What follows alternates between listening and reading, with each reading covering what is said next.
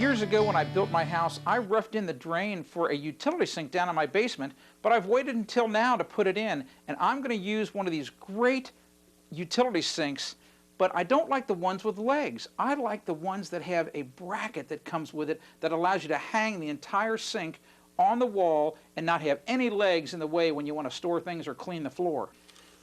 I determined before that this is where I want the top of the back of the sink to be. And this vertical line is plumb, and it represents the center line of the sink. Those are two very important lines we need to know, and here's why. This bracket is attached to the wall, and once it's on the wall and you drop the sink onto it, it interlocks with the back of the sink in this fashion. The distance from here, the back of the sink, down to the center line of these holes happens to be 2 inches. And we need to make a second line on the wall that's 2 inches down from the one I just made. It just so happens that the center of the bracket is right here. It's at the center of this hole. Align all of your marks, center up the bracket on the wall, and then just draw where we're going to drill. This stationary tub, when it's filled with water, will weigh hundreds of pounds. That's a tremendous amount of weight. So you have to make sure whatever wall you attach it to, that it's not going to pull out of the wall.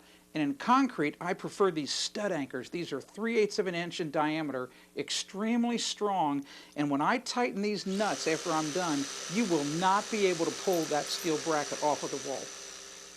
When you're working with these stud anchors, it's really important not to make a mistake. You have to get them ready where they go in the holes, but you got to put the nuts on to the bolt portion before you start to hammer them. If you don't do that and you hit this too hard, you'll mess up the threads and you won't be able to get the nut on.